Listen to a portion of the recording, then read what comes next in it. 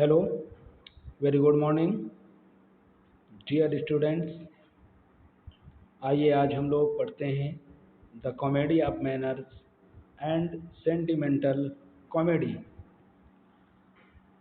तो कल मैंने आपको पढ़ाया था द कॉमेडी ऑफ ह्यूमर्स और जिसमें मैंने बेन जॉनसन पे आधारित कुछ वर्क्स भी बताए थे। आज का जहाँ तक सवाल है तो आज हम लोग चर्चा करेंगे द कॉमेडी ऑफ मैनर्स पर। तो what is the comedy of manners? As we know, the theatres in England were closed down during the Commonwealth in 1642। हम लोगों को ये मालूम है कि कॉमनवेल्थ टाइम्स में 1642 में इंग्लैंड में जो थिएटर्स हैं उनको बैन कर दिया गया था। All dramatic activities had almost come down to a stand still during the Puritanic age। यानी जब तक प्यूरिटन एज था, जो प्यूरिटन्स थे वो लोग ड्रामा और प्लेज थिएटर्स इनके खिलाफ थे। But on the restoration of king Charles second in 1660, लेकिन जब 1660 में किंग चार्ल्स फ्रांस से इंग्लैंड आते हैं और गद्दी संभालते हैं तो रेस्टोरेशन एज की शुरुआत होती है और वहीं से थिएटर्स एक बार फिर ओपन हो जाते हैं and dramatic activities restarted will full vigour and cheer. पूरे उत्साह के साथ, पूरे जोश के साथ इंग्लैंड में जो थिएटर और ड्रामेटिक एक्टिविटीज़ थे वो स्टार्ट हो जाते हैं। Charles second broad with him low morals and high fashion of French court and social life।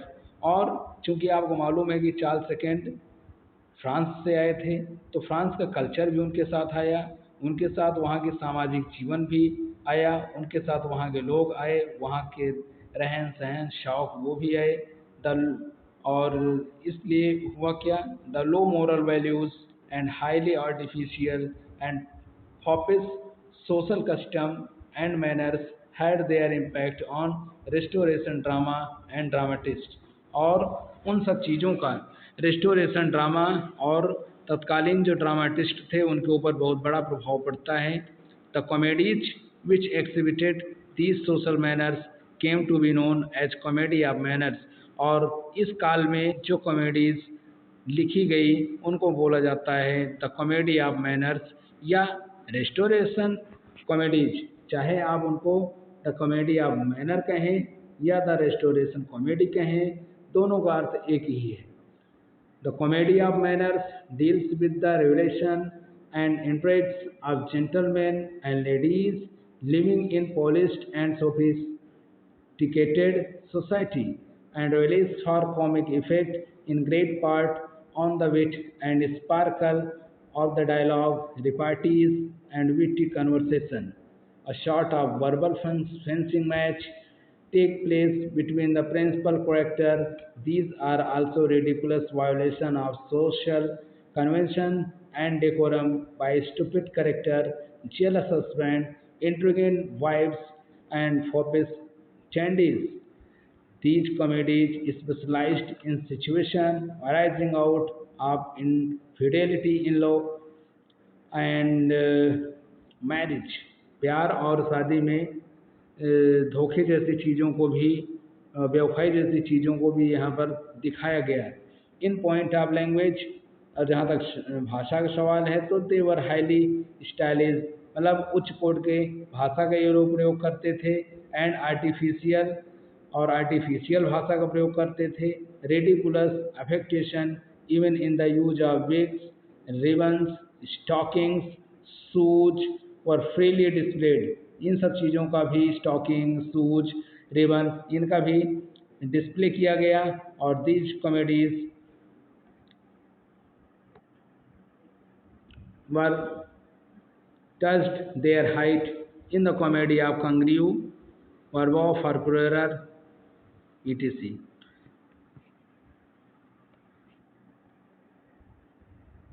आगे देखते हैं।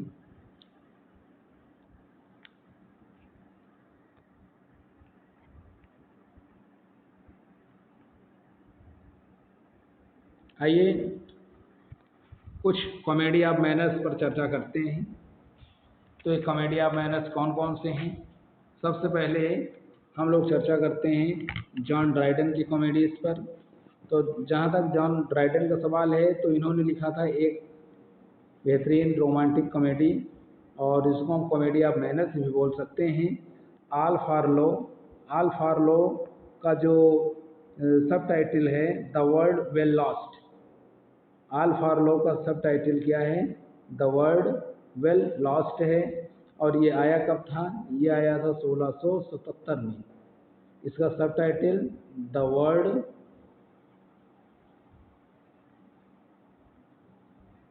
Well lost. ओके, नेक्स्ट है the rival ladies. Rival ladies कब आया? 1663 में आया। टायरेनिक लॉ, ये भी बेहतरीन प्ले है जॉन ड्राइडन का, और ये आया 1669 में। टायरेनिक लॉ 1669 में आया। लॉ ट्रायम्फेंट, तो ये इसका जो सब टाइटल है नेचर विल प्रिवेल। और ये कब आया? ये आया था 1694 में। नेक्स्ट, जॉर्ज फार्क्यूअर का है द रिक्रूटिंग ऑफिसर। ये आया 1706 में। इनफैक्ट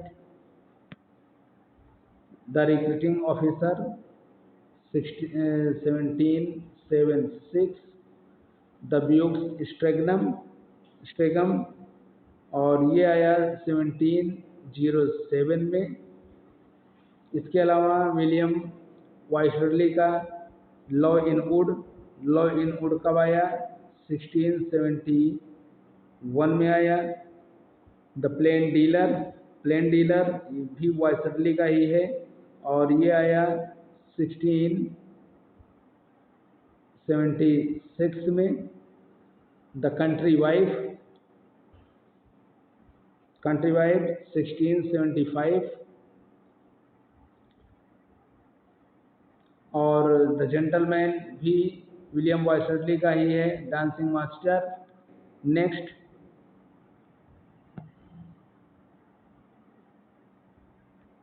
विलियम कंग्रीव इस एज के बेहतरीन प्ले राइटर, और इन्होंने लिखा the way of the world. जहाँ तक the way of the world का संबंध है, तो it came in 1700। The old bachelor, the double dealer, law for law. Law for law भी बहुत ही फेमस था, और ये आया था 1695 में आया। द मॉर्निंग ब्राइड, मिलाप करती हुई दुल्हन, ये आया 1697 में। लॉ फॉर लॉ 1695 और मॉर्निंग ब्राइड 1697 और the way of the world 1700। आगे देखते हैं, John Vanbrugh, the relapse, the provoked wife, confederacy. ये बेहतरीन वर्क हैं। इसमें जो प्रोवोक्ड वाइफ है, ये अपने आप में बेहतरीन वर्क है, और ये भी it came in 1697। John Etherege, the comical revenge, she would if she could, one of the fantastic work, it was 1668। और the man of mode. Next, Thomas Otway ने लिखा orphan, Venice preserve, Don Carlos और Alcibiades. और Nathaniel ली ने लिखा Nero, the rival queen's. आइए कुछ MCQs देखते हैं फ्रेंड्स। तो पहला क्वेश्चन है, which of the following plays is not written by Dryden. Option A all for love, yes all for love was written by John Dryden. Love's labour lost, love's labour lost तो John Dryden का नहीं है, ये William Shakespeare का work है। Conquest of Granada ये भी Dryden का है। टायरेनिक लॉ ये भी जॉन ड्राइडन का है। So option B is correct. यहाँ पे नॉट पूछा जा रहा है, तो love's labour lost was written by William Shakespeare. So option B is correct. Next, Dryden's all for love is based on. John Dryden का ऑल फॉर लॉ किस चीज़ पर आधारित है? क्या सैमसन एगोनिस्ट पर आधारित है? ये किसने लिखा? ये जॉन मिल्टन ने लिखा था। रोमियो एंड जूलियट पर आधारित है? नहीं, Romeo and Juliet was written by William Shakespeare. Caesar and Cleopatra पर आधारित है? नहीं, ये आधारित है Antony and Cleopatra by William Shakespeare. Next, one of the following plays is written by Dryden. Dryden ने इसमें से कोई एक प्ले लिखा है, कौन सा है? The rival ladies, yes it was written by John Dryden. The rival queens, the rivals, the love for law.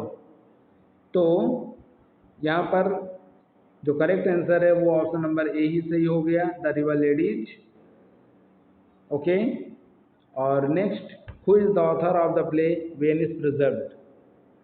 Venice preserved का राइटर कौन है? तो देखते हैं, option number A Thomas Otway, B George Farquhar, C William Congreve और D William Wycherley. So correct answer option number A Thomas Otway wrote the play Venice Preserved. Next, which of the following plays is written by William Congreve? William Congreve ने कौन सा play लिखा था? Comedy of manners के लिए जाने जाते हैं। कौन? William Congreve. तो क्या इन्होंने लिखा है she would if she could? नहीं, ये तो जॉन ईथरेज का वर्क है। She would if she could written by John Etherege. तो option number A is incorrect. Love in wood, जहाँ तक लॉ इन वुड का संबंध है, तो लॉ इन वुड किसने लिखा? लॉ इन वुड हो गया। और the way of the world William Congreve का फेमस वर्क है। So option number C is correct.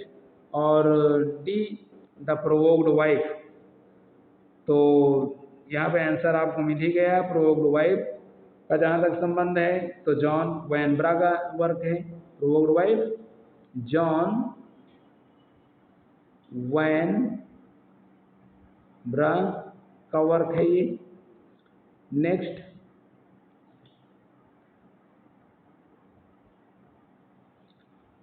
which of the following plays is written by William Washerly? Law for Law, The Comical Revenge, The Relapse, The Country Wife। William Wycherley का जो work है वो कौन है? क्या love for love, या comical revenge, या relapse, या country wife?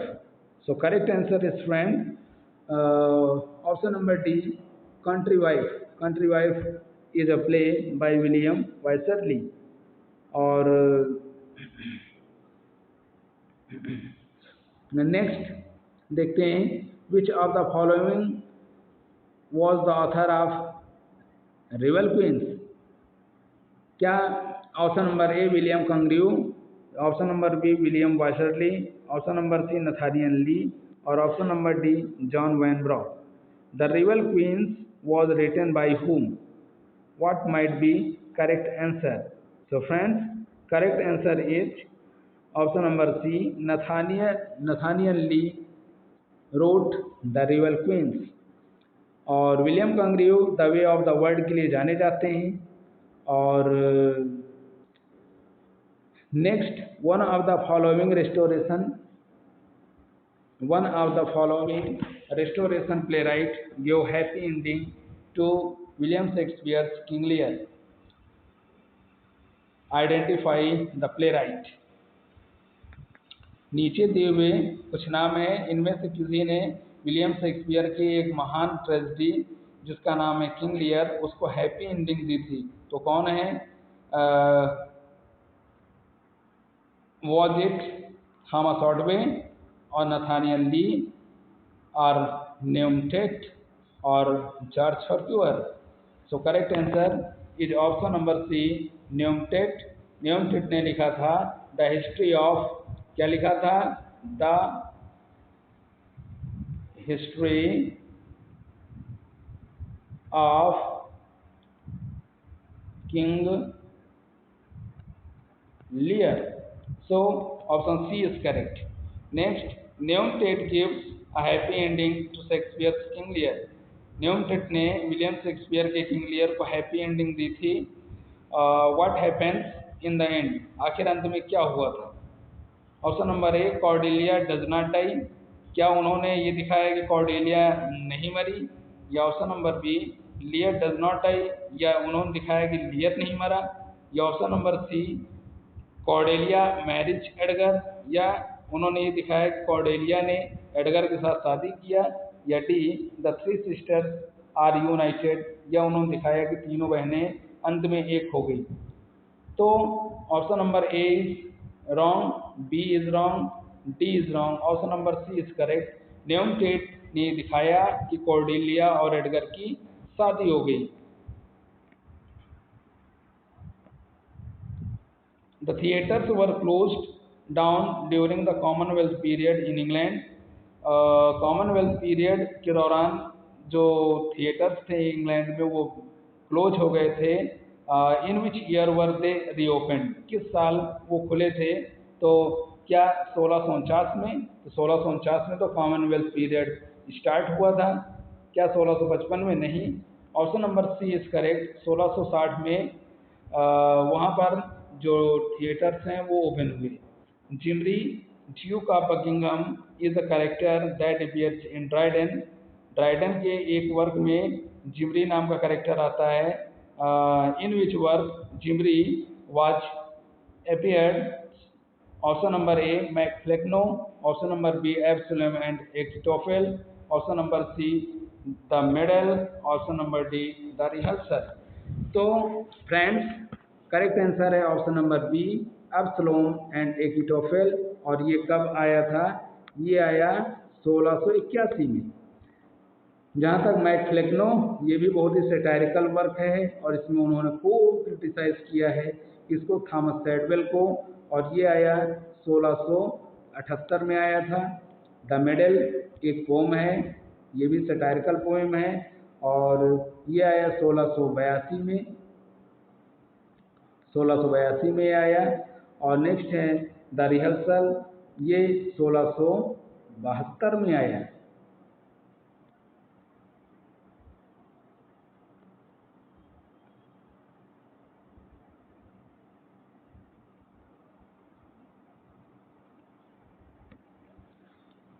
Next, who is the author of the school for scandal? School for scandal का ऑथर कौन है? क्या रिचर्डसन है, या स्विफ्ट हैं, या शेरिडन है, या स्मोलेट है? School for scandal was a work by Sheridan. Sheridan ने इसको लिखा था, स्कूल फॉर स्कैंडल। और जहाँ तक स्कूल फॉर स्कैंडल का संबंध है तो ये आया था 1777 में। Next, Dryden's MacFlecknoe is a satire on. तो मैंने आपको पहले ही बता दिया कि मैकफ्लेक्नो एक सटायरिकल वर्क है किसके ऊपर? थॉमस सैडवेल के ऊपर। Next, Jack Absolute is a very important character. Jack Absolute एक बहुत ही महत्वपूर्ण कैरेक्टर है, और ये किसमें है? क्या विलियम कंग्रिव के the way of the world में है, या जॉन वैनब्रा के प्रोव्ड वाइफ में है, या शेरिडान के रिवल्स में है, या इथरेज के कॉमिकल रिवेंज में है? करेक्ट आंसर है option number C, Sheridan rival में जैक एब्सोल्यूट नाम का करेक्टर है। Next, who stoops to कन्क्वेयर?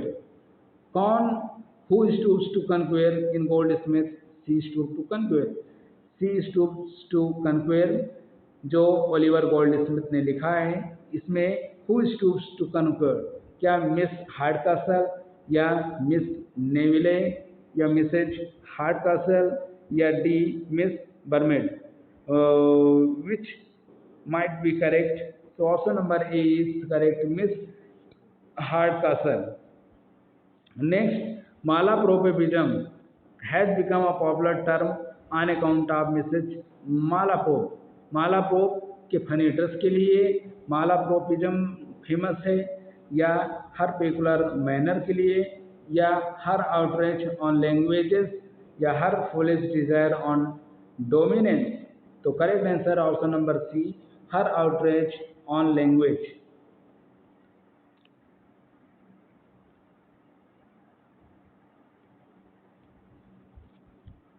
Next, would you call Sheridan play the Rival? Sheridan के प्ले रिवल को आप क्या कहेंगे? क्या कहेंगे? अ सेंटिमेंटल कॉमेडी, या कॉमेडी ऑफ मैनर्स, या कॉमेडी ऑफ इंट्रिग, या फार्शियल कॉमेडी। तो करेक्ट आंसर फ्रेंड्स क्या हो जाएगा? Option number B, comedy of manners, क्योंकि आप जानते हैं जब आज हम कॉमेडी ऑफ मैनर्स पढ़ ही रहे हैं तो ये होगा कॉमेडी ऑफ मैनर्स। और नेक्स्ट, लीडिया एंड जूलिया नाम की दो करेक्टर हैं जो हीरोइंस होती हैं, इसमें she stoops to conquer the rivals, the rival queens, the rival ladies. Option number इसमें कौन सा सही हो सकता है? Option number B is correct, the rivals. और इसमें लीडिया एंड जूलिया दो हीरोइन होती हैं जो रिवल्स होती हैं। Next, Tony Lumpkin is a very mischievous and funny character. कौन? टोनी लम्किन एक बहुत ही मिस्चीवियस और फनी कैरेक्टर है। In which play does he appear? किस प्ले में वो अपीयर होता है? क्या the way of the world, the rivals, या सी स्टूप्स टू कन्क्वेयर, या द रिवल लेडीज। तो फ्रेंड्स यहाँ पर जो करेक्ट आंसर है option number she stoops to conquer. और ये किसका है? ओलिवर गोल्डस्मिथ का है। Next, Dryden's Absalom and Achitophel is a very powerful. Absalom and Achitophel कब आया? 1681 में आया। ये क्या है? पॉलिटिकल सटायर, या सोशल सटायर, या रिलीजियस सटायर, या personal satire? Correct answer option number A, it was a political satire. Next,